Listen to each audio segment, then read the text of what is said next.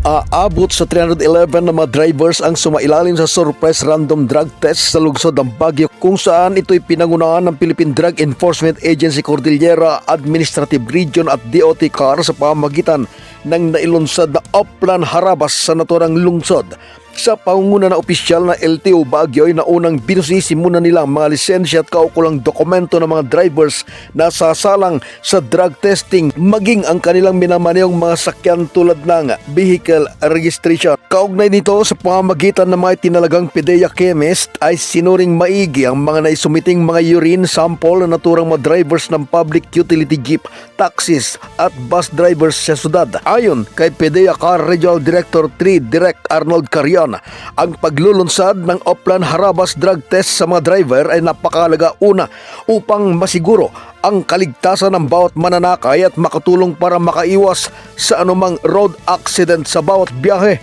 Well, katulad na nabanggit natin mga kasamahan po sa DOTR, Department of Transportation at LTO, ito yung upang makita po natin na talagang ma-ensure natin na siguradong safe po ang lahat ng tao, lalo na yung mga mananakay po. To avoid any incidences of use of one, dangerous drugs, two, alcohol by yung mga drivers po natin na namamasada. Regular activity, wala po tayong schedule na fixed para po.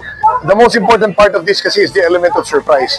Upang talaga makuha natin yung true to form na data na talagang representing the prevalence of drug use. Ayon sa PDEA CAR opisyal, matapos ang naturang drug test at initial screening, 4 na driver ang kumpirmadong nagpositibo sa paggamit ng illegal na droga, kung saan isa dito ay bus driver, isa naman ay taxi driver, habang ang dalawa ay parehong truck drivers.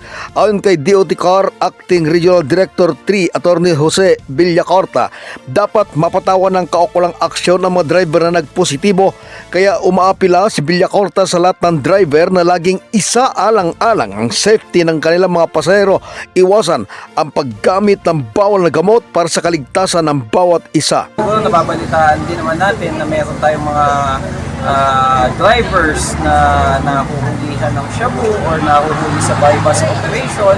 So, kailangan natin protektahan yung ating mga pasahero. Sa ating mga drivers, alam niyo naman kung gaano kadelikado ang paggamit ng drugs, lalo na kung kayo ay nagmamaneho, no? Iwasan po natin ng drugs. Hindi po maganda yan. Huwag po nating isakripisyo yung ating hanap buhay, yung ating lisensya dahil sa paggamit ng drugs, no? Maaari po tayong mawalan ng hanap buhay, yung ating binubuhay sa ating pamilya kung tayo ay makakupuli na magpa-positive sa drugs. Sa amin po, yung drum po natin na nag-positive po yan, sigurado po yan, directly na suspended po yan or iniimbestigahan po yan. Handa naman po kami na makipagtulungan.